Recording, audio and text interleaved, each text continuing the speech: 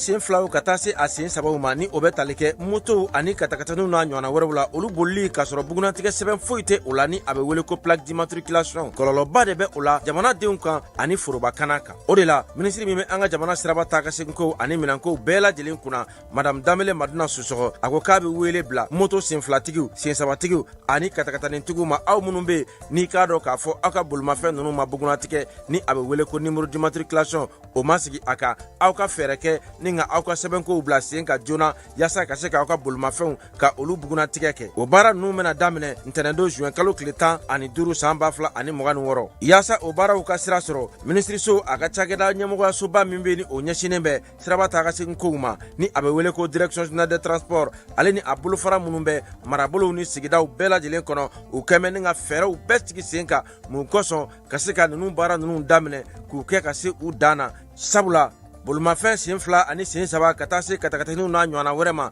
minnu bɛ ni u ma bugunatigɛ fiyewu olu bolili bɛna kɔn mali siraba bɛɛ lajɛlen kan wa maa tɛna bɔ maa la maa minnu bɛ ni olu bɛna i k'a dɔn u tulo gɛlɛya ka ni sariya ninnu sɔsɔ ɲangili bere bɛ ka u makɔnɔ k'a daminɛ sefa wari dɔrɔmɛ 200 la min sarali ye wajibi ye i jɔyɔrɔ la nɛgɛjuru sira fɛ o fɛnɛ kɔfɛ jamana ɲangili sariya ni a bɛ wele ko code pénal la o kɛmɛ ni ka kalo 3 kaso ka o yanga ka bila ka ni maaw makɔnɔ ani fo ka taa se alamani ma min dagosi bɛ taa sefa wari 24,000 na ni alamani ninnu bɛɛ lajɛlen saralen kɔfɛ i ka bolimafɛn a bɛ minɛ i la ni k'a lasago jamana fɛ fo ka taa fɔ i y'a sɛbɛn bɛɛ lajɛlen dafa waati min na a bɛ sɔrɔ ka segin i taya la minisiri min bɛ jamana siraba taa ka segin ko olu bɛɛ lajɛlen ɲɛnabɔli kunna a ko k'a dan bɛ aw ka faamuyaliko ɲuman a n'aw ka faso kanu na.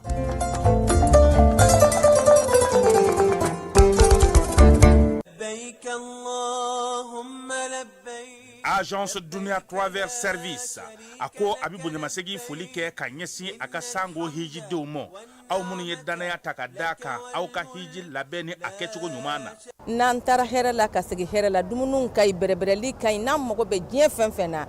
u b'a bɛɛ lajɛlen k'an ɲɛ donc an b'u fo k'u barikada. Directeur min tun b'an nɔfɛ n'o ye Amadu Mayiga ye a jɔra a jɔyɔrɔ la ɲɛmɔgɔya ko fɛn fɛn a jɔra a jɔyɔrɔ la ka nisɔndiya mɔgɔw la ka mɔgɔw bɛrɛbɛrɛ ka koto mɔgɔw t'a la mɔgɔw tɛ min dɔn k'a ɲɛ yira mɔgɔw la an y'o baara de sɔrɔ duniya la. Kumu kelen kɔnɔ a ko ka aw bɛɛ lajɛlen laduniya silamɛ minnu bɛ Mali kɔnɔ ani minnu sigiyɔrɔ bɛnnen don diɲɛ jamana wɛrɛw ma k'a fɔ san wɛrɛ o hiji ni o umura o baaraw labɛnw daminɛna ka ban o tumana aw minnu b'a fɛ ka hiji kɛ damu lakana ni basigi kɔnɔ Agence Dunuya a kɛmɛ k'o fɛɛrɛ bɛɛ lajɛlen tigɛ ka hiji kɛcogo ɲuman kalanw bɛɛ lajɛlen labɛn ka bila aw ɲɛ min ye k'a dɔn siyɔrɔ ni damu ye ka surunya aw ka bato kɛ yɔrɔw la dumuni lakika sanuma o bɛ tobi ka bila aw ka bolo ka saga n'a ka waati bɛɛ lajɛlen la dɔgɔtɔrɔ jolenw olu bɛ aw nɔfɛ hiji kɛ yɔrɔ ani bato kɛ yɔrɔ wɛrɛw bɛɛ lajɛlen la yɔrɔ bɛɛ ani waati bɛɛ baw bolo kuma dɔ o ka wusa ne de sen ka di ye Agence Dunia Travel Service jɛɲɔgɔn kelen min bɛ aw ka hiji ni aw ka humura kɛ k'a ɲɛ ale de do o fana ni aw bɛɛ kunnafoni wɛrɛ ɲini a ye weleli kɛ 66 71 37 24 70 64 99 71 ni aw bɛɛ u ka yɔrɔ ɲini u filɛ ni hippodrome yɛrɛ la immeuble station Soma Yafula Kulukɔrɔ sira da la o fana min y'i k'a dɔn Agence Dunia Travel Service ye k'u bɛ dugawu kɛ hiji ni umura kɛcogo ɲuman a n'a musakaw ala k'a nɔgɔya silamɛ bɛɛ lajɛlen ye. Rentrée académique 2026-2027, votre avenir commence ici. Chers étudiants, nouveaux bacheliers, professionnels du secteur public et privé, l'Université africaine franco-arabe UPAFA a le plaisir de vous annoncer l'ouverture des inscriptions pour l'année académique 2026-2027 en licence, master et doctorat. Rejoignez une institution engagée dans l'excellence académique, la recherche et la formation de leaders capables de relever les défis de demain. Comme formation disponible en licence, le frais d'inscription et de scolarité annuelle est de 25 000 francs CFA. La formation pédagogique est de 300 000 francs CFA. Quant au master, le frais d'inscription et de scolarité annuelle est de 51 000 francs CFA. Et pour la formation pédagogique est de 500 000 francs CFA par an. Enfin, le doctorat, le frais d'inscription et de scolarité annuel est de 65 000 francs CFA, comme formation pédagogique est de 1 200 000 francs CFA. Les places sont limitées. N'attendez pas la dernière minute pour garantir votre admission. Une seule adresse à retenir, rectorat UPAFA Sotuba à Seya, près du monument de la Victoire. Faites le choix de l'excellence. Construisez votre avenir. Inscrivez-vous dès aujourd'hui pour la rentrée académique 2026-2027. Université africaine franco-arabe UPAFA, ensemble vers le savoir, l'innovation et la réussite.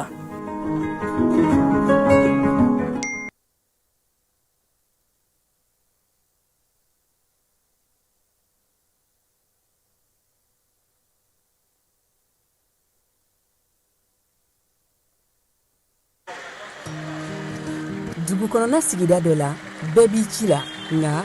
baara o baara kɔfɛ laɲini dɔ bɛ yen laɲini min bɛ kɔlɔsili walima bololabila ko fɔ fatu filɛ nin ye a bɛ baara kɛ btp de la a ye baara kura dɔ boloda k'a sɔrɔ a ma ko fɔ edm mɔgɔw ye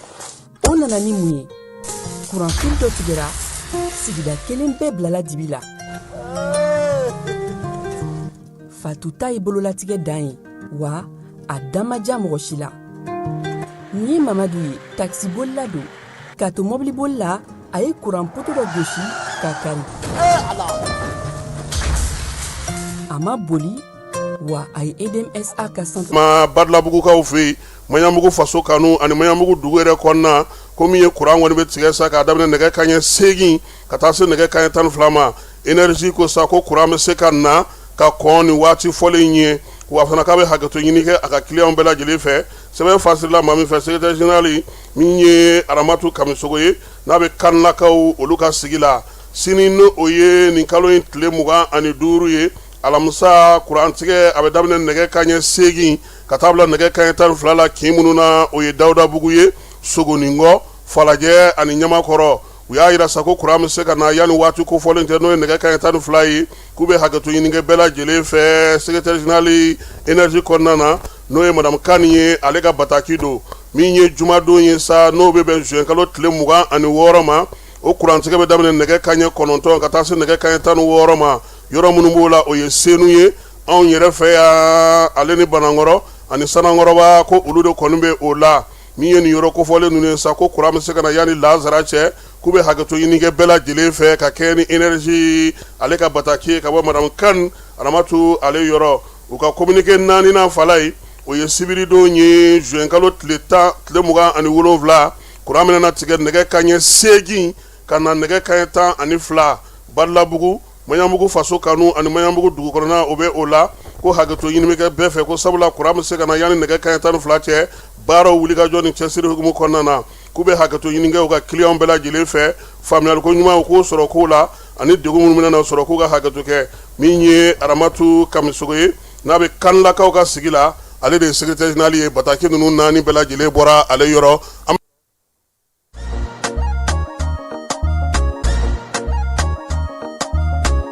Aw bisimila hôtel Lafiya la n'i ko hôtel Lafiya wulikajɔw bolodalen don walasa aw bɛ se ka lafiya sɔrɔ cogo min na ani hakilisigi aw ka séjour la anw fɛ Mopti yan kɛrɛnkɛrɛnnenya la Mopti Sevare ka kɛ ni kurantigɛtigɛ ye min ye hôtel Lafiya Sevare ale ye wulikajɔw boloda ka se ka min ye awa fɛɛrɛ kɛrɛnkɛrɛnnen dɔw ta walasa aw bɛ se ka lafiya sɔrɔ cogo min na aw ka séjour la hôtel kɔnɔna na n'o ye ka panneau solaire installé min ye kurantigɛtigɛ o degun aw kana o ye séjour la l'hôtel yɛrɛ kɔnɔna na réservation ka kɛ kabi sisan min b'a to aw bɛ se k'aw ka séjour kɛ k'a sɔrɔ tɔɔrɔ tɛ aw kan degun tɛ aw kan hôtel Lafiya. Hôtel Lafiya ale filɛ nin Sevare Bangetaba yanni ka se aéroport sirafara ma station laban i kiniboloya fan fɛ i bi jigin o carré fɛ mètre 200 bɔɲango Hôtel Lafiya ale cokolen bɛ i kiniboloya fan fɛ i bɛ se ka weleli kɛ nɛgɛjuru siraw fɛ 21 42 14 11 76 01 01 98 66 78 72 04 Hôtel Lafiya référence do.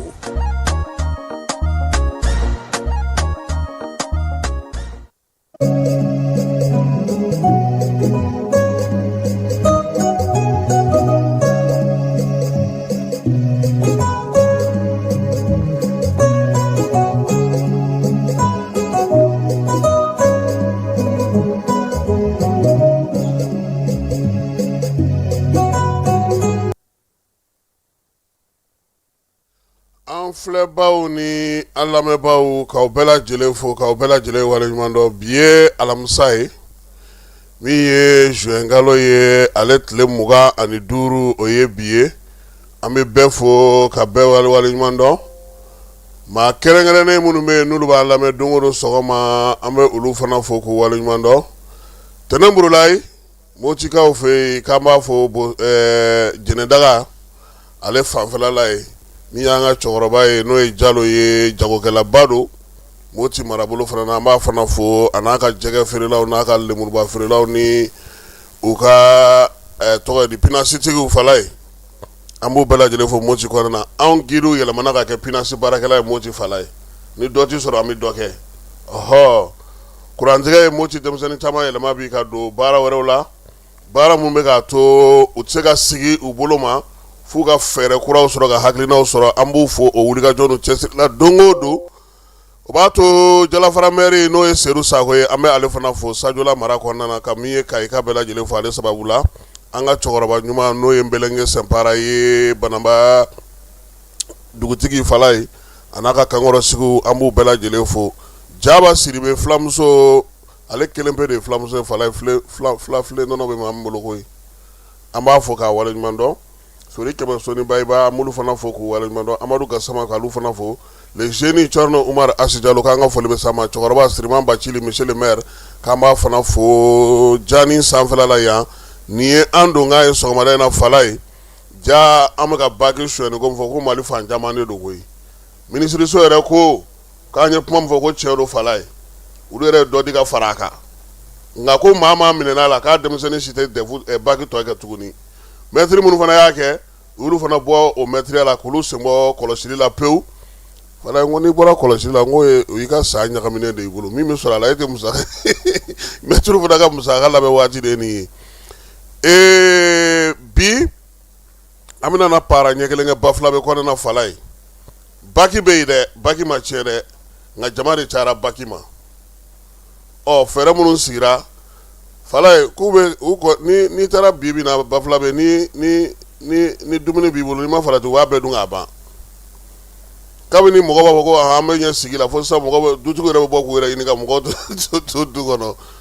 wa fana a n'a ɲɛgɛnna ta o fana ka gɛlɛn kosɛbɛ donc u bɛ ka fɛɛrɛw kɔni tigɛ an n'an da don o kuma na bi sɔgɔmada in na kɔkan kibaruyaw o fana bɛ an bolo farikolo ɲɛnajɛ Afrique du Sud ale y'an siɲɛ ɲɛna sɔrɔ fala in ka fisayara u y'u ka se fɔlɔ sɔrɔ kun n'an yɛrɛ kun ɲɛna ko minnu b'u dasi u y'olu dasi 1-0 Afrique du Sud kɔni a fana bɛ taa 16e de finale la n'Ala sɔnna a ma ndolatan 4 de bɛ bi fana i n'a fɔ kununko ta tun bɛ 4 ye cogo min na ni Ala sɔnna a ma ni nin ndolatan bɛɛ lajɛlen banna pewu fala ye jateminɛ tɛ yen tuguni n'i cira dɔrɔn i bɛ taa ka so n'i kɔni cira dɔrɔn i bɛ waa wɛrɛ i bɛ minɛnw cɛ i bɛ taa ka so sɔgɔmada in na nin ye an donkan ye.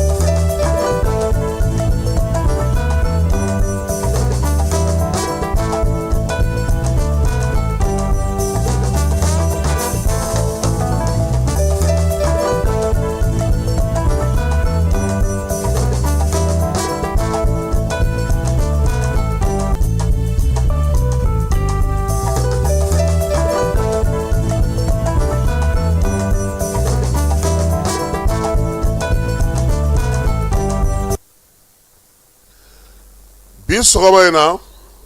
ka kɛ ni jamanakuntigi ka san 5 sɔrɔli ye minisiriw bɛ ɲɛfɔli min na ka se ka yira maaw la k'a fɔ baara minnu sera ka kɛ an yɛrɛ ka minisiri n'o ye kunnafonidi minisiri ye Alhamdu Agi Iliyen ale ye dantigɛli min kɛ an bɛna o d'aw ma yaasa a bɛ se ka faamuya cogo min na sabula yɛlɛma caman fɔra ale fɛ o yɛlɛma bɛ tali kɛ maaw yɛrɛ kungow la n'a baara dɔw sera ka sigi sen kan ka ɲɛ kuma tɛ kiiri bunakun ka fala ye a bɛ fisaya kosɛbɛ Alhamdu Agi Iliyen ni an ka minisiri n'o ye kunnafonidilaw ka minisiri ye an ka jɛ k'ale ka laseliw lamɛn. Bon télécommunication sera là an ye sotellement sɔrɔ Sotelma a majorité Keremamogolo, Maroc Télécom. Donc, président de la transition, parce qu'il n'y aura pas de la même président de la transition, il faut que Anga rapatrie, Anga qui est majoritaire. Sotelma, c'est un opérateur historique et puis en Singapour, là, qui est actionnaire minoritaire. Donc, il y a une commission de créer un président, ministre Chaman Tombala, amena Tarasegi la Kola, parce que tout maçon. Parce que le droit commercial fait un kacha, mais à la barkala, on est fin sur un succès sur là parce que Mali qui est actionnaire majoritaire totalement là, on est licencié faire 160 milliards qui met un milliard d'euros. Avoir été à la trésor de la Sanu fait donc à donner Jamana Gakola. Donc aujourd'hui on est à 56% comme actionnaire du Mali. Donc Mali certainement qui est Mali. Il y a un poste d'offre sur certainement la main en boulot comme directeur adjoint au Caramalien, directeur des ressources humaines, directeur des finances, responsable de l'audit. Oui, à Yoroniamoy. Donc il y a la direction nationale de l'économie numérique. L'économie numérique est extrêmement importante. Il y aura les jeunes qui sont là, on peut connexion, on peut intelligence artificielle là. Allez, économie numérique. Donc, atelier thématique ou Chamankara, si ça, Bololo sera fait. Quel est Chaman de Bagake Bololo sera fait? Tieni Fan Chaman Bagake Bololo sera fait. Donc, Jamana Bakan qui est la Kana. Donc, il y a une stratégie de qui attaquer une stratégie de Anihakli. Il y a une stratégie d'élaborer Ananga Barakalao, Mimba to Kamalion Lakana, cybersécurité. Bon, dans le cadre de la SMTD, là, on avait un projet qu'on appelle le projet Mali numérique, qui était carrément bloqué. C'est un projet de 93 milliards. Bon, allez, fibre optique, de M. Badon, avec du Djoukorom, on fait une connexion avec une fibre optique. Donc c'était bloqué, maintenant, on a débloqué ça avec la Chine et ça a été réalisé entièrement.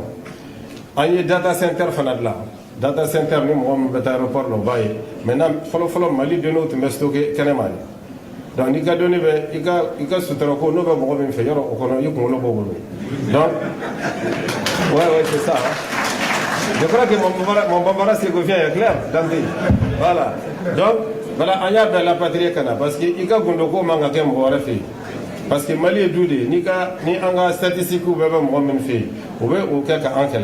Donc, il y a des présidents qui ont rapatrié. Donc, on a créé un centre,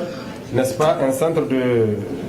data center de tiers 3, c'est la dernière génération. C'est très cher avec courant Gini, mais fin Soudra, fin Lakana, plutôt là. Nous avons déployé des centaines de caméras de vidéoconférence. Donc, on va colocher, on va mettre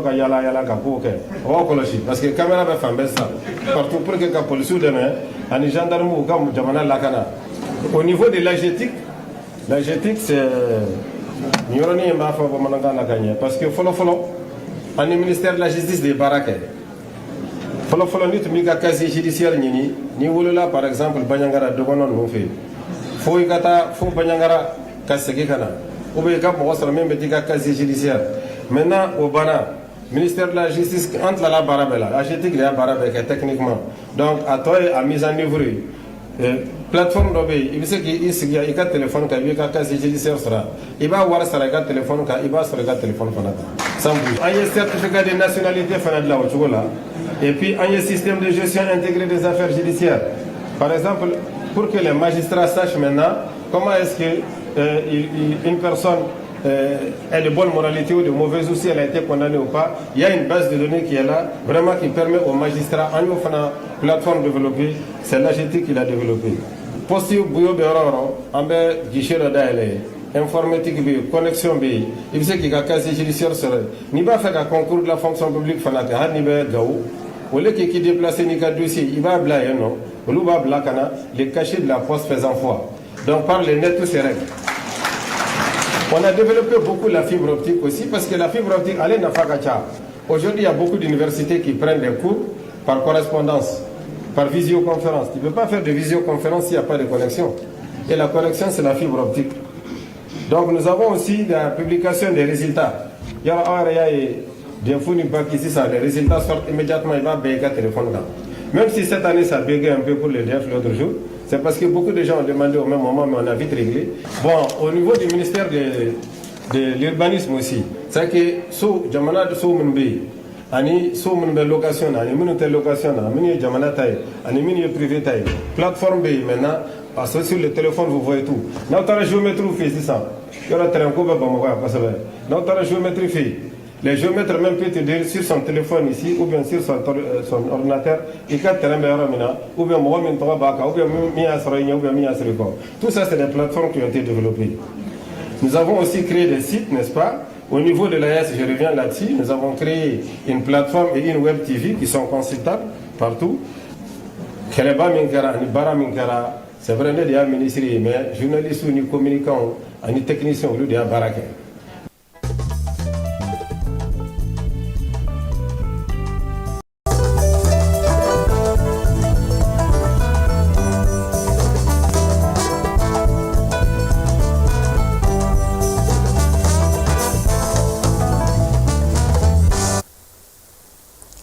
Fala ye ɲinan san baki hukumu kɔnɔna na denmisɛnninw caman minɛna suɲɛni la ɲɔgɔndan so olu kɔnɔna na baki ale min bɛ senna nin waati in na min ye telefɔniw ye u donna no olu ye jaabi dilannenw k'olu bila olu kɔnɔ ka tila ka olu ci ɲɔgɔn ma o la sa waleya in kɛlen anw tun ye kibaruya di nka jɛkulu min yɛrɛ bɛ minisiriso kɔnɔna na n'a bɛ fɔ o ma ko centre national des examens et concours olu yɛrɛ y'a yira sa k'a fɔ ko waleya in ko tiɲɛ don fala ye a kɛlen ekɔliden minnu minɛn'a la olu kɔni ka ɲinan san baki nin y'o bannen pewu mɛtiri fɛn fɛn bɛ yen fana k'o fana sen yera ko la santiri maaw y'a yira sa k'a fɔ ko olu fana nɔrɔ bilara a nɔgɔnni fana fɛ fala ye yɔrɔ minnu don kosɛbɛ min ye segukaw fɛ yen ɲɔgɔnna yɔrɔ min bɛ yen o ɲɔgɔnna yɔrɔ kelen bɛ a la Bamako yan min ye Banuman fan fɛ n'a b'a fɔ a ma ko dugu kɔnɔna o fana ɲɔgɔnna yɔrɔ dɔw bɛ a la Sɛbɛninkɔrɔ Gale o fana bɛ a la Kayiba Jabate kɔnɔna o fana b'a la Baɲangarakaw fɛ yen o bɛ a la ale ni Moti ka taa fara Kalabankɔrɔkaw olu ka yɔrɔ kan Joyila ale ni groupe scolaire min bɛ yen kɔnɔna sa n'o ye Kundu ye ko olu fɛ yen ninnu yɔrɔ ninnu bɛɛ lajɛlen CNS mɔgɔw y'a yira sa ka fɔ ko nin kɔni yɔrɔ ninnu na suɲɛni ni namara denmisɛnninw y'a boloda u ka lakɔlɔsilibaa dɔw ɲɛna lakɔlɔsilibaaw kɔni olu ta kɛra olu nɔrɔ bilara nɔgɔnni fɛ minisiriso ko sa ko a b'a ɲini maaw fɛ sa maa maa bɛ yen n'i bɛ nin wulikajɔ ni nin cɛsiri nin ko ninnu na ka juguya ni ka namara ta ka ɲɛsin ɲɔgɔndan ninnu kɔnɔna na i k'a dabila wa ni i sɔrɔla a la olu b'u jɔ u jɔyɔrɔ la sabula sarakisɛw bɛ a ko la min fɔlen don kalandenw ye min fɔlen don lakɔlɔsilibaaw ye wa min fɔlen don hali finitigilaka minnu bɛ a ko kɛnɛ k'a ye wolomasiri tabaw ka bolofara min bɛ yen n'an b'a fɔ a ma ko berewuruzi jikɔrɔni paarakaw fɛ yen olu ka maakura minnu taara sa yaasa ka olu dege paara jigili ale la ka yɛlɛ n'i ye avion kɔnɔ k'i fili ka jigin ko furajalan o baaraw olu sigira sen kan min ye berewuruzilakaw ye sa jikɔrɔni paarakaw fɛ yen olu ka kan min bɛ yen n'u bɛ taa pankurubu ta ka jigini kɛ n'a fɔ ma ko paara o baara maramafɛn di i yɛrɛ ka maaw ma olu fana bɛ yen ani ka taa jugu jɔyɔrɔ lajɛ k'a jateminɛ a bɛ cogo min na olu bɛɛ lajɛlen bɛ yen dɔw fana bɛ olu ta ye ka jigin ka kibaruya sanuman ɲini ka baara kɛ ni kibaruya ye ka tila ka yɛlɛ sanfɛ tuguni walima ka jigin ni mugukisɛ ye ani marifa yɛrɛ ye ka taa o di i ka kɛlɛkɛcɛw ma ni paara ye ko ninnu bɛɛ lajɛlen kalanw bɛ sen na min ye Colonel Mariketa ye belebele a y'a yira sa k'a fɔ ko cɛdenw kɔni ko ale yɛrɛ b'u tɔn kɔfɛ yan su ni tile min ye namara ni tulonkɛ ti ɲɛ min na fiyewu ko baaraw o de bɛ ka kɛ sen na paara dɔw bɛ yen olu ka bon dɔw bɛ yen olu ka dɔgɔ a bɛɛ lajɛlen kan ka dege yaasa min ye o bɛ se ka kɛ maa jolen ye cogo min sabula sɔɔni min ye jamana wolomasiri tabaw ye o mago bɛna na se ninnu ma u ka baara kuraw nataw sira fɛ o de la sa ni kɛnɛ bɛ ka fɛrɛ ninnu na yaasa baara bɛ se ka to sen na cogo min na Gawokaw fɛ min ye taji ye ale ni balo dɔw donna Gawokaw fɛ kunun na siniko a yɛrɛ sa k'a fɔ sa ko min ye sitɛriniw caman ye olu kɔni bɔra Nizɛrikaw fɛ yen balo b'a la cogo min na min ye taji ye o bɛ a la taji bondo min b'a la sa o bɛ se 30 ma min ye balo fana minnu b'a la sa o bɛ taa se 30 ɲɔgɔnko fana ma nin kɔni minɛ fisa fewu Gawokaw ma nka min ye taji ye a tɛna na to Gawo dugu yɛrɛ dɔrɔn kɔnɔna na Gawo b'a la cogo min Menaka b'a la ani Kidali olu b'a la n'u bolofaraw bɛ u ka dugu kɛrɛfɛ dugu bɛɛ lajɛlen bɛ a la dugudenw olu kɔni ka nisɔndiya yira juraw fana y'a yira sa ko n'u sara kosɛbɛ sabula nin waati na taji kun kɛra n tɛ san ye a ti ye ɲɛna gawo yɛrɛ kɔnɔna na olu masiri tabaw ka nin baara min sigira sen kan a tɔgɔ ye ko sirajɛ de sa ka se ka taa balo ale ni taji k'o ta ka bɔ nizɛrikaw fɛ ka labɛn zanga minɛ ka na min ye an sɔnko k'o cɛci ka sɔrɔ ka na gawo ale dugu kɔnɔna na baara in kɔni sigira sen kan u nana yɔrɔ min na min ye kolonɛli ye n'ale bɛ dugukoloko kunna n'o ye kolonɛli Ibrahima Samasa ye a ko bila ka suma tere ka jugu a ye taa ni bɛɛ lajɛlen ta ye min bɛ to gawo ya ka to gawo baaraw ka sigi sen kelen kan lakana baaraw ka se ka kɛ yaasa nin ko in a ka ban labɛn ka kɛ taa ka kɛ dɔwɛrɛ nɔfɛ sabula min ye dugudenw ye u mago b'a la samiyaji min dontɔ filɛ nin ye balo ni dumuni ni taji a ka se ka bɛɛ lasɔrɔ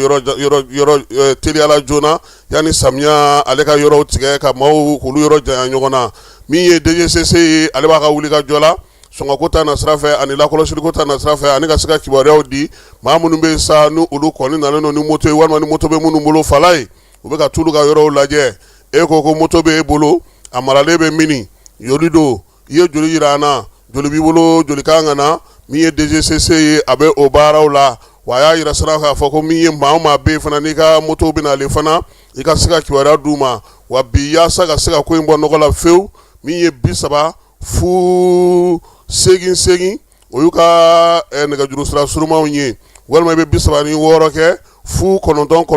ni 2 kɔni 36 fu 8 walima 36 fu 9 san kalo 12 don o don n'i ye nin dasi k'a daminɛ nɛgɛ kanɲɛ 17 nɛgɛ kanɲɛ 7 ka se nɛgɛ kanɲɛ 17 ma i ni DGCC maaw aw bɛ ɲɔgɔn sɔrɔ n'an bɔra DGCC la sa an bɛ taa min ye Kucalakaw fɛ yen Kucala polisi ɲɛmaya bɛ maa min bolo nin waati na n'o ye commissaire principal de police Atayɛri Amidi ye ale ye sɛgɛsɛgɛli dɔ sigi sen kan a ka brigadilakaw fɛ nin kalo in tile 20 ani 21 siganama 2 tɛgɛ taara da olu ka maa minnu ye bingali kɛ sira kan ka maaw ka bolominɛnw daraki u la ka mobiliw jɔ ka maaw daw disi ka k'u mɔmɔ ka fɛnw bɛɛ lajɛlen b'u kun brigadi cɛdenw olu ye wuli ka jɔ kɛ k'u bolo da siganama 2 ka maa fɔlɔ in kɔni sa a bɛ fɔ min ma drogue ma sa ko cannabis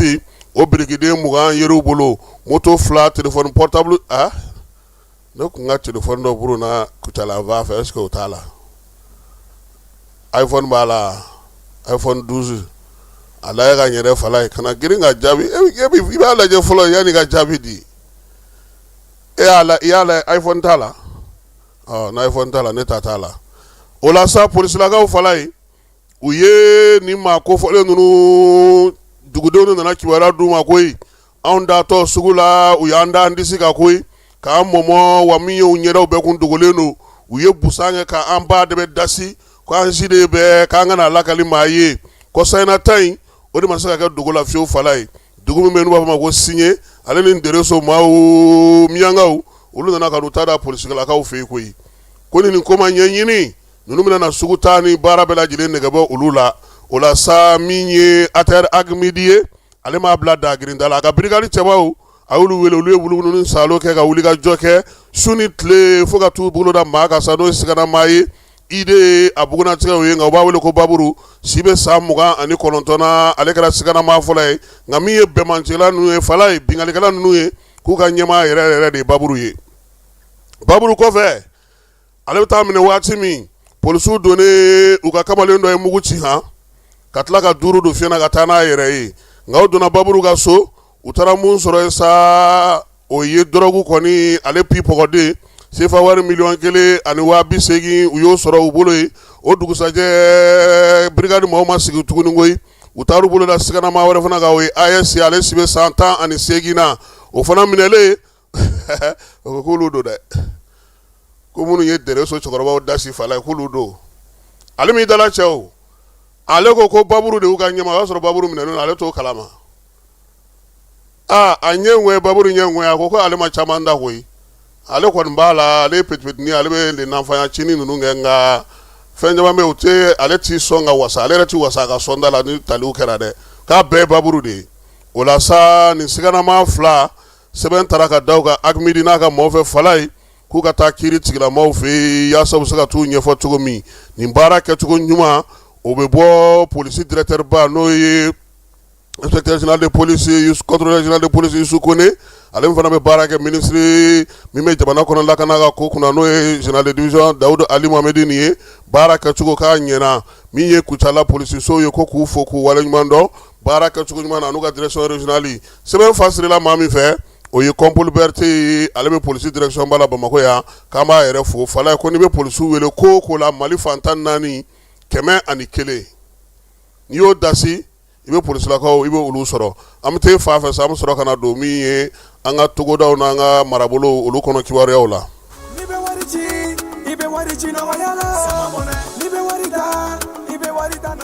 Sama mɔnɛ bi maliyɛnw jɔrɔna ko n'u hamina ko dɔn o de la sama mɔnɛ ma fɛn fara a ka wari cili musakaw kan wa a ka nɔgɔn ni Mali wari ci siraw bɛɛ ye a ma da aw ma dɛ sama mɔnɛ bi dɔ fara aw de kunna wari kan ni wari bonisi ye awɔ ni wari bonisi ye kɔni aw ka sanni kɛ ni sama mɔnɛ application ye aw bɛ wari sɔrɔ aw ka compte bonisi la k'a daminɛ crédit la abonnement télé fo ka taa se courant ni ji sarali ma aw bɛ bonisi sɔrɔ nin bɛɛ la n'a ka bonisi buguna dɔrɔn aw bɛ se k'a yɛlɛma aw ka sama mɔnɛ compte la ka sanni wɛrɛ kɛ n'a ye walima ka taa wari jɛ bɔ an ka lasigiden dɔ fɛ yen aw ye mɔnɛ bɔ aw yɛrɛ la a k'a si filɛ sisan ni sama mɔnɛ application téléchargeli ye Play Store walima App Store kan ka sɔrɔ k'aw tɔgɔ sɛbɛn ni sama mɔnɛ ye aw de kunna wari bɛ augmenter. Sama mɔnɛ i yɛrɛ ta awɔ i yɛrɛ ta ni i yɛrɛ ta ye. Bi an bɛ taa Bafulabekaw fɛ yen maa caman bɛ Bafulabe bi baki o tigɛli kɛlen don kataba 4 olu bolo camion 200 ɲɔgɔn ko o de dɛsɛlen don ka sira sɔrɔ bi min ye donitamaw mobili fitinin minnu fana bɛ a la n'o ye minibus ye nin bɛɛ lajɛlen bɛ Bafulabekaw fɛ yen u bɛ ka baki kɔnɔ baki min kan k'u ta sa Tintila ka na n'o ye Babarotokaw fɛ yen dugudenw ni dugu ɲɛmaw u y'a yira sa k'a fɔ ko ni maa ninnu kɔni dɔw bɛ yen a bɛ kalo 1 bɔ ka sababuya kɛ baki ko ye ba dun fana bɛ ka fa sabula samiyaji bɛ ka jigin dɔɔni dɔɔni maa caman y'a yira sa k'a fɔ ko n'u ma kɔlɔsi a bɛna na ni ko ye komi ni maaw sigilen to sabula ni ye maaw fara ɲɔgɔn kan ni sigiyɔrɔ ɲuman ni dayɔrɔ ɲuman ni fɛɛrɛw tigɛlen tɛ a kow bɛ gɛlɛya kosɛbɛ o la sa jɛkulu min bɛ yen n'o bɛ waati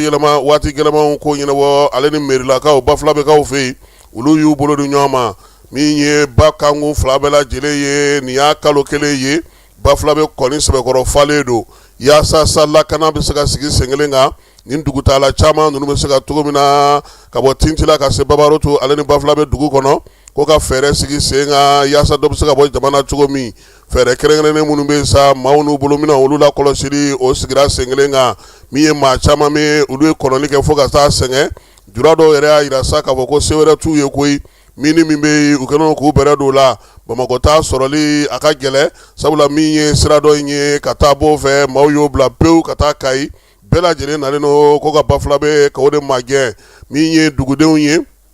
ani dugutigilakaw ni jamana ɲɛmaa mara ɲɛmaa bɛ maa minnu bolo olu y'a yira sa k'a fɔ k'u ye fɛɛrɛ dɔw sigi sen kan hakili jagabɔ sen fɛ hakili jagabɔ in ye tali kɛ min na o ye sa maa ninnu yɛrɛ bɛ se cogo min na dɔ bɛ se ka bɔ o hakɛ la cogo min na sabula maanifin cayalen don yɔrɔ in na kosɛbɛ a yirala sa ko min ye baki ye ale min tun bɛ jɔ waati ni waati ko k'a b'o la koyi n'a wulila nɛgɛ kanɲɛ 6 nɛgɛ kanɲɛ 20 a tun bɛ jɔ a b'a daminɛ nɛgɛ kanɲɛ 6 mana tɛmɛ ni miniti 30 ye ka taa jɔ nɛgɛ kanɲɛ 19 ko k'a lajɛ ka dɔ fara o kan cogoya min na baara in bɛ se ka teliya dɔ bɛ bɔ jamana cogo min na o fɛɛrɛw sigira sen kan o ma mago ɲɛ a bɛ n'a fɔ don o don n'olu ye dɔ bɔ a la dɔ bɛna bila o nɔ na min ka ca ni kɔrɔlen ye o la sa sigi gɛlɛyalen maaw ma fala ye u y'a yira sa k'a fɔ ko min ye jamana ɲɛmaaw k'u k'a lajɛ ka baki dɔ bila ka taa koyi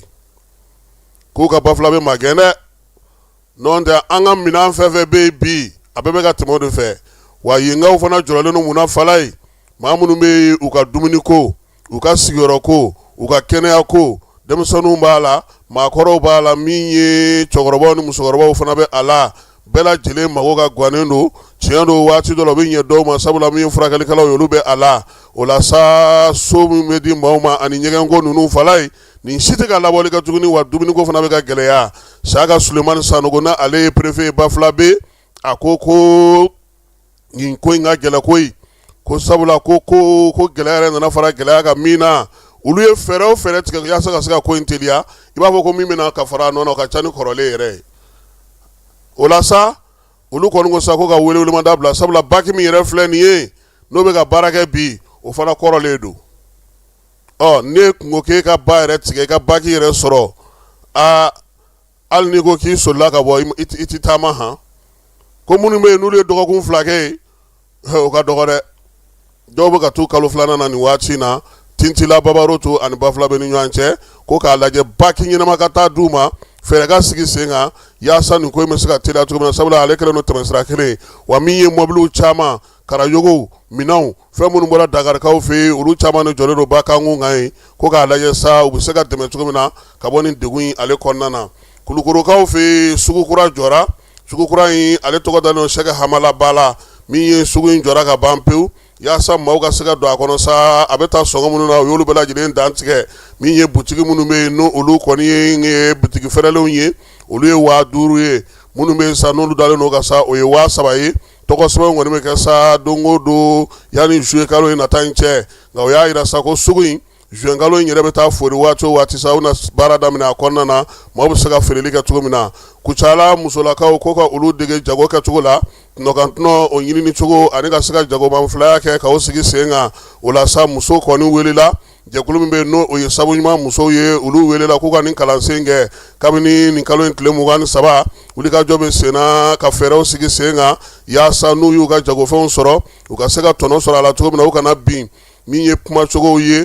sanni feere kɛcogo ye u ka hakɛw ɲini cogo bɛ se ka sigi sen kan cogo min na musolakaw delilen don nin baara bɛɛ lajɛlen na min ye coopérative belebeleba min bɛ sa n'o ye koto ɲɔgɔntɔla ye ale musow fana bɛ a la olu bɛ bayɛlɛmali kɛ ka bɔ ntɔgɔnansokaw olu fɛ yen Oxfam ale de kɛlen don k'i bolo don ninnu kɔrɔ tile 3 kɔnɔna na yaasa u ka tɔnɔ dɔ bɛ se ka fara u kan cogo min na kurantigɛ ale ni taji ntanya o kɛlen don ka duwansakaw olu kɔni si u ɲɛna bi kosɛbɛ duwansakaw y'a jira sa k'a fɔ k'olu ka kuran o ye nɛgɛ kanɲɛ 20 a tɛ tɛmɛ nɛgɛ kanɲɛ 23 kan heure 3 tile kɔnɔ ko yɛrɛ ti fa bɛɛ ye fana o kɛrɛfɛ taji fana o ti ka ye ɲɛna min ye dugudenw ye olu tun ye bɛnkan sɔngɔ dɔ sigi fala ye ko k'a kɛ 400 litiri ye juraw ko k'a ti ka sɔrɔ olu y'a kɛ 700 ye o la sa dugudenw ko fɛɛrɛ yɛrɛ de ka ɲini bi taji bɛ se ka taa olu yɛrɛ fɛ yen cogo min n'o tɛ kurantigɛ in olu kɔni b'a dɔn kɔni olu ka kurantigɛ ye min o ye tajiko ye taji min bɛ na min bɛ k'a la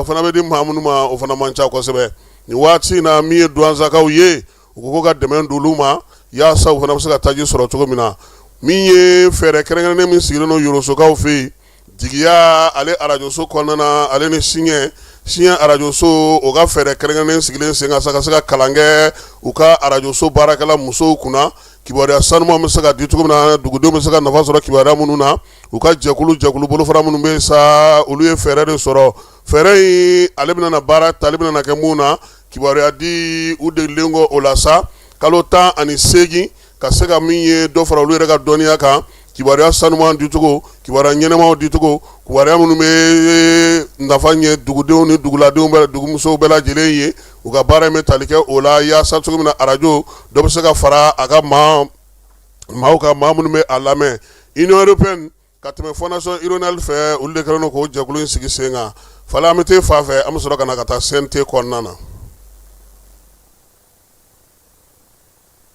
lajɛlen ma aw minnu b'a fɛ ka voyager k'a sɔrɔ a ma degun sɔrɔ a ka voyage kɔnɔna na compagnie de transport Somatra u y'a kanu ka na ni car kura caman ye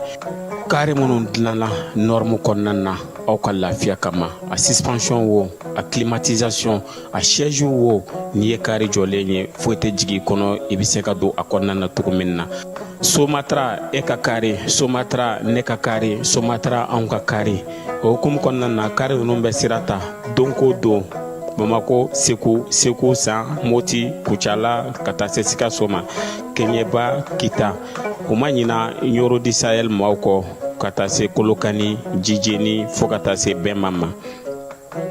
Somatra fiɲɛ foroko Somatra ka wuli hɛrɛ la ka taa se Sikaso ma suspension wo a climatisation a siège wo n'i ye kari jɔlen ye foyi tɛ jigin kɔnɔ i bɛ se ka don a kɔnɔna na cogo min na Somatra e ka kari Somatra ne ka kari Somatra anw ka kari o hukumu kɔnɔna na kari ninnu bɛ sira ta don ko don Bamako, Sekou, San, Moti, Kuchala, ka taa se Sikaso ma, Kenyeba, Kita. O ma ɲina Yoro di Sahel maaw kɔ ka taa se Kolokani, Jijeni, fo ka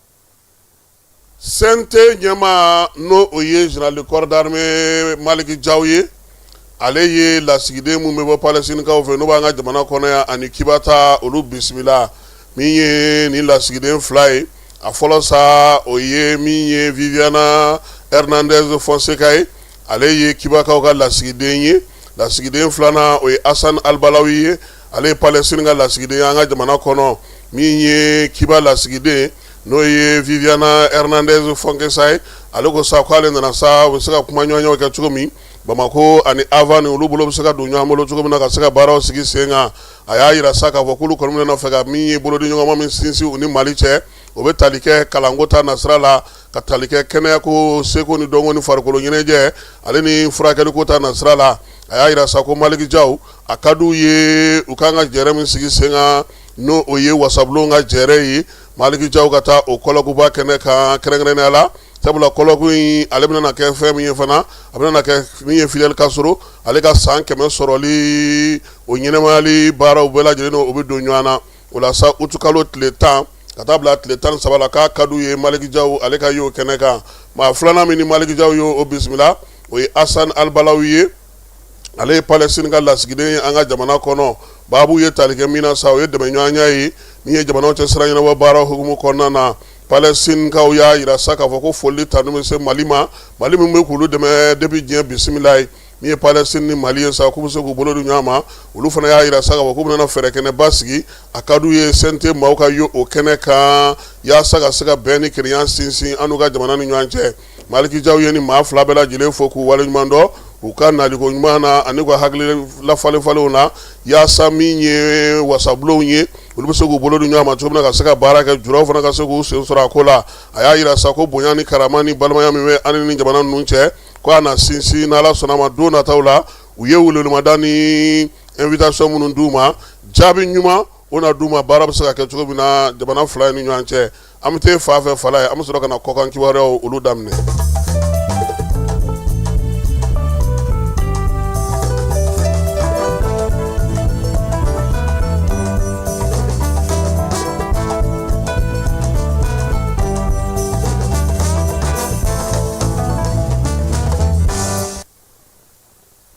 Senegal jamanakuntigi ale bɛ taamana Alimaɲikaw fɛ yen. Alimaɲw ka chancelier ale ye Basiru Jomayi Jakari Faye bisimila. Baara bɛ se ka kɛ ɲɔgɔn fɛ cogo min na bolodi ɲɔgɔnma hukumu kɔnɔna na, cɛncɛnfu ka jamanaw ka se ka olu dɛmɛ ka Bamajɔlen Dugawale kɛlɛli kɛ. Min ye Basiru Jomayi Jakari Faye ye, a y'a ɲini fana sa kuma ɲɔgɔnya bɛ se ka don cogo min na basigi ni lafiya o bɛ na diɲɛ kɔnɔ cogo min ko ale ka laɲini y'o ye. AES ni CEDEAO ka bolodi ɲɔgɔnma hukumu kɔnɔna na min ye maa mafalenw ye ka bɔ Burkina Faso kaw fɛ yen, Mali ani Niger olu bɛ lajɛla Wagadugukaw fɛ yen. Fɛɛrɛ kɛrɛnkɛrɛnnenw ka se ka sigi sen kan yan'u ni AES ka ɲɔgɔn ye, kuma bɛna taa sira minnu fɛ ka bɛnkan sɔrɔ CEDEAO ka ɲɔgɔn ye, kuma bɛna taa sira min fɛ ka se ka bɛnkan sɔrɔ o la. Nigeria jamana ɲɛmaw y'a yira sa k'u ka dɔrɔgu kɛlɛ jɛkulu min bɛ yen ale taara bɔ yɔrɔ dɔ kan sa n'o ye laboratoire belebeleba dogolen ye, Metafini n'o ye dɔrɔgu cɛjugu ye o dilanyɔrɔ dogolen n'o ye, min ye dugu min ye n'o ye Tapa ye. Dugu in kɔnɔna sa a yɛrɛ ka fɔ sa k'u ye wulikajɔ kɛ Ibarakakaw fɛ yen u ka jamana yɛrɛ kɔrɔnfɛ fan fɛ. Maa minnu bɛ ka nin baara in kɛ k'u y'a bɛɛ lajɛlen salo ka taa n'a bɛɛ ka taa sɛgɛsɛgɛli boloda, olu sera ka nin laboratoire in sigi cogo di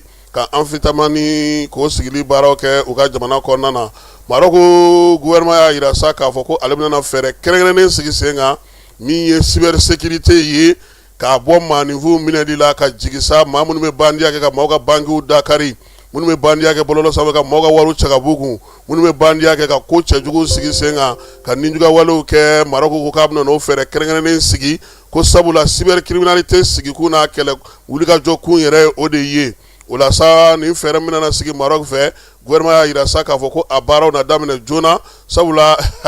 fana ja u bɛ maaw ka wari cɛ koyi. Cybercriminalité a ka se ka sinsin Marocaw fɛ yen o fɛɛrɛw tigɛlen don. Keniyakaw y'a yira sa k'a fɔ ko olu kɔni ye dollar wari miliyari 1 buruburu 2 u y'o sɔrɔ sa u bɛna n'o di Chinois ma yaasa min ye u ka jamana pankurutigi kɛnɛ n'o bɛ Nairobikaw fɛ yen Chinois bɛ se ka ɲɛda kura don o ma cogo min na o baara o k'olu bɛna daminɛ min ye Chine ka baarakɛyɔrɔ min bɛ sa olu kɔni jɛra n'o ye musaka k'a bɛɛ lajɛlen sɔrɔlen don baara ka se ka daminɛ ka pankurutigi kɛnɛ bɛ se ka dilan cogo min na Afrique du Sud kaw fɛ yen maa 500 n'o ye Malawi kaw ye u kɛlen don ka t'olu bila so dɔ kɔnɔ Johannesburg kɔnɔna na yanni taacogo ka sɔrɔ la u ka dugu kɔnɔna na nin waleya bɛ ka kɛ tuma min na min ye fusamantiya ye min ye Sud-Africains ye olu ɲɛ tana kɛlen don farafinnakadenw caman ye minnu n'u bɛ sigi la ɲɔgɔn fɛ o maaw gɛntɔ o de ye nin ye Malawi kɔni sera ka maa 500 fara ɲɔgɔn kan sa yanni pankuru ka sɔrɔ ka taa ni olu ye Faranskaw fɛ yen ko k'a caman donna dugu kɔnɔ o ma sɛgɛsɛgɛ dɛ nin kɔni ye dɔgɔtɔrɔ ye nin sera ka minɛ ka sɛgɛsɛgɛ k'a tɔw fana ko ka fɔ ka sɛgɛsɛgɛli kɛ olu la Irisi jamanakuntigi n'o ye Vladimir Poutine ye a ko ko min ye nansarala jamanaw ye n'o ye Europe ye k'olu bɛ ka fɛ ka wuli ka jɔ kɛ k'u labɛn ka gɛrɛ ta ka ɲɛsin Irisi ma ko a b'a f'u ye ko Irisi labɛnnen don wa labɛnnen don labɛn cogo ɲuman na ko a bɛ k'u kɔlɔsi a bɛ k'u jateminɛ min ye Vladimir Poutine ye k'u bɛɛ lajɛlen bɛ ka dɔ fara u ka kɛlɛkɛminɛnw musakaw kan u ka san wɛrɛ musakaw u bɛ ka maramafɛnw ni fɛnw san k'ale b'a dɔn k'a fɔ ko nin ko in kɔni a tɛna na tulo tigɛ zen Poutine a ye nin fɔ laseli senfɛ laseli min ka denmisɛnninw bɛ n'olu bɛ université la n'o ye sɔrɔsiya universitéw ye olu ka kalankuncɛ o kɛnɛ kan a y'a yira sa k'a fɔ ko den bɛɛ lajɛlen k'i labɛn sabula min ye diɲɛ yɛrɛ taafan ye ani diɲɛ nafan o kan ka kɛ basigi ni lafiya ye ale kɔni se ye min ye ale b'o kɛ basigi ni lafiya kana sabula kumaɲɔgɔnya o ka fisa ni kɛlɛ ye kɛrɛnkɛrɛnnenya la ka ɲɛsin farajɛlakaw ma Corée du Nord jamanakuntigi y'a yira sa ko olu kɔni ye nin waati in na u ka nucléaire bɔ minnu bɛ kuwaji sanfɛ ko k'u sɔsɔ min ye tɔni 10 ɲɔgɔn ko k'u y'olu uranium cɛ ka k'a kɔnɔ k'u labɛn ko maa ti ko cogo dɔn min ye u ka jamanakuntigi yɛrɛ n'o ye Kim Jong Un ye ale de ye nin kibaruya in di kunungo ko bɛɛ lajɛlen k'a bila kunna ka fɔ k'olu labɛnlen don ni saya tɛ maa o maa olu tolila ka ban baril de pétrole ale sɔngɔ jiginna kɔsa in na fala ye Detroit d'Ormuz dayɛlɛli min kɛra min ye $75 ye ko a kɔni sigina ka na o la o kun famana ka kɛ kosɛbɛ ko nin ko in tora sen sa ko min ye taji kɔni a sɔgɔ bɛna jigin fantan ani 4 bɛɛ lajɛlen fɛ farikolo ɲɛnajɛ ko ta nasira fɛ Senegalikaw k'olu ka ndolatila n'u ka gardien ye fala ye k'a tɛna ye u ka ndolatɛ laban in na dɛ o ni Irak ka ndolati sabula ko ni Norvège ka ndolati la ale banana min ye coupe du monde ye a bɛna na siya sɛkili 3 siri yɔrɔ la n'a b'a fɔ ma ko 16e de finale tigo kelen fiye k'u fala ye ko FIFA k'u ye ɲɔgɔn ye kɛ dɛ k'u b'a fɛ ka fɛɛrɛ kura don penalty tan na dɛ ni maaw dɛsɛra ɲɔgɔn na penalty tan k'u b'a fɛ ka fɛɛrɛ kura don a la ko nka ko fɛɛrɛ in ma fɔ maaw ɲɛna fɔlɔ u kɔni y'a ɲɔgɔn ye kɛ kunnafonidilaw bɔra a ko kalama min ye Mali yɛrɛ kɔnɔ ya fala ye an ka fédération secrétaire général n'o ye Sidibé Maga Saye ko k'a fo k'a waleɲuman dɔn k'a ye baara min kɛ k'a ɲɛna min ye baara ye k'a ka ɲi ten ko maa na ɲini ka bila a nɔ na Muazu Baba Sise ale de bataki in bɔ k'a bila fédération ale ka bɔlɔlɔ sira o fɛ kunungo sɔrɔ ndolata minnu kɛra ani kunungo tilefɛla la sa fala ye Brésil ale 3-0 kɛ Écosse la Vinicius Junior Selesaw tɔgɔra ale kɔni ye 2 don min ye Écossais ye ndolata in kɛra Miami kaw fɛ yen ɲan'o cɛ sa Suisse ale fana ye Canada minɛ ka 2-1 kɛ o la o kun y'olu ka jɛkulu ɲɛmaaya ɲinini sabula bɛɛ lajɛlen ka kuru tun ye kelen ye min ye Mexique ye ale fana ye 3-0 kɛ Czech la min ye Mexique ale kɔni ta kɛra sa bɔko 3 seko 3 ye wa ale na to a ka jamana kɔnɔna na k'a ka ndolati tɔ kɛ Maroc ale 4-2 kɛ Haïti la Haïti kɔni nin y'ale ka ko bannen pewu Maroc ale ni Brésil fala ye olu kɔni bɛ taa sa min ye 16e de finale la ka kɛ n'u ka jɔyɔrɔ ko cogoya ye min ye Marocains ye olu kɔni ka sema bali maa la Afrique du Sud ale de ye balana kɛ kunungo sɔrɔ k'an bɛ si a ɲɛna fala ye olu ye se sɔrɔ Corée kan an yɛrɛ kun bolo ko Corée du Sud bɛ n'olu dasi ja Corée du Sud ballon d'or fala u sɛgɛnna de u yɛrɛ di kojugu u sɛgɛnna wa u sɛgɛnna et puis Afrique du Sud fana ye fɛɛrɛ min kɛ n'u ye ale ma bɔ a ka jɔ kɔnɔ ale y'u kɔnɔ de fo dernière minute la ka sɔrɔ ka firiw kan a banna 1-2 donc Afrique du Sud ale kɔni fana bɛ taga min ye 16e de finale o kɛnɛ kan Bosnie ale fana ye 3-1 kɛ Qatar la fala ye nka sa Bosnie kɔni sigilen don fɔlɔ n'a bɛna na ye maa minnu bɛna na kɛ sabanan ɲɛnɛmaw ye n'a bɛna na garisɛgɛ sɔrɔ o la min ye groupe A B ani C olu kɔni 16e de finale taabaw dɔnna groupe A kɔnɔna na Mexique ale ye fɔlɔ ye kuru 9 bɛ ale bolo Afrique du Sud ye 2nan ye kuru 4 bɛ ale bolo kore o ye sabanan ye kuru saba bɛ ale bolo nka ale kan ka kɔnɔli kɛ hali bi groupe B kɔnɔna na 6 ale kɛra fɔlɔ ye kuru 7 Canada kɛra filanan ye kuru 4 min ye Bosnie ale fana ye kuru 4 ye nka ale fana hakili b'a la k'a fɔ ko a na ye 16e finale la sabula kuru 4 bɛ a bolo groupe C kɔnɔna na sa Brésil ale ye ɲɛmaya ta kuru 7 b'ale bolo Maroc fana ye kuru 7 ye nka Brésil ka bi don ta ka ca ni Maroc ta ye fala ye Écosse kuru 3 bɛ ale bolo ale fana bɛ k'i garisɛgɛ lajɛ min ye koba min kɛra kunungo Neymar k'a kun fɔra k'a bɛ jouer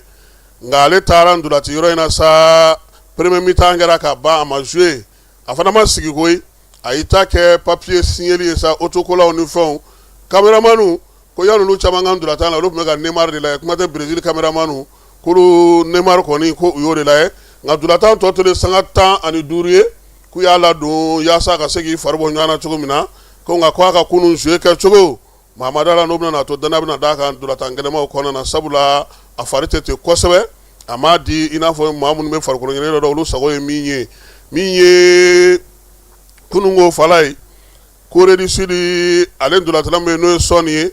Sɔni fana ko file fiyɛli ko ndolatan banna k'a fɔ ko Afrique du Sud de qualifiera a y'i kɛ kasi kan ka kasi de daminɛ k'o ti ban pewu o la sa min ye Afrique du Sud dege karamɔgɔ ye o de ka sɔrɔ ka na kɛrɛfɛ sa k'a ta k'a yira a la k'a fɔ fɛn ma ca aw ye fɔlɔ koyi aw garisɛgɛ b'a nɔ na n'Ala y'aw garisɛgɛ diya a bɛ se ka se sɔrɔ ka se ka taa yɔrɔ wɛrɛ la bi sa ndolatan minnu bɛ yen Allemagne groupe F kɔnɔna na ale ni Équateur olu bɛ ɲɔgɔn sɔrɔ o kan ka kɛ min ye Santa Clara o ye États-Unis kaw olu fɛ yen Nouvelle-Zélande ale ni Panama fana bɛ ɲɔgɔn sɔrɔ groupe E kelen o kɔnɔna na o bɛna kɛ Kansas kaw fɛ yen n'o ye États-Unis kaw fɛ yen Suède ale ni Japon o kɔni o ye nɛgɛ kanɲɛ 23 waati mais Allemagne ni a fila bɛɛ bɛ taa ɲɔgɔn fɛ Allemagne ni Équateur bɛ ka taa waati min Nouvelle-Zélande ale fana ni Panama bɛ ka taa o waati kelen na fala ye min ye Suède ale ni Japon bɛ ka taa waati min Australie ni États-Unis o fana bɛ taa o waati kelen na o ndolatanw bɛɛ lajɛlen bɛ kɛ bi ni Ala sɔnna a ma nin bɛ dan sigi sɔgɔmada in na kibaruya la kibaruya min dira ma Ana Jara Falaye Keta Kasim Traoré a k'an bɛɛ waati wɛrɛ. Dugutigi ni wari dafara e passe d'a kan ka sira di ne ma. Sunkalo e kunkolo a tɛ yen dugu wari ko o d'i ma fo dugu ani dugu o wari t'a de. O kɔni kuma t'a la sa e ka sama mɔnɛ to yen i yɛrɛ ta. Sitan Sidi ka numéro filɛ nin ye wari ci.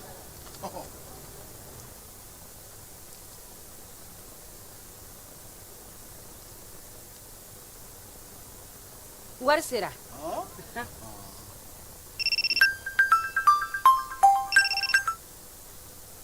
Allo i ye wari sɔrɔ o ɲɛ na tiɲɛ yɛrɛ la ko ni sama bɛ maa min ɲɛ ko n komi t'i gosi. Ngonga sama mɔnɛ i yɛrɛ ta a sɔngɔ ka nɔgɔn ni Mali wari ci sira bɛɛ ye dépôt ye fu ye wari bɛ ci fu ni application ye wa bɔ sara ye musaka fitinin ye sama mɔnɛ ji ni courant bɛ sara n'a ye crédit bɛ ta n'a ye sanni feere bɛ kɛ n'a ye sama mɔnɛ nin y'anw maliyɛnw ta ye a y'a si filɛ ka nkalon bɔ n da.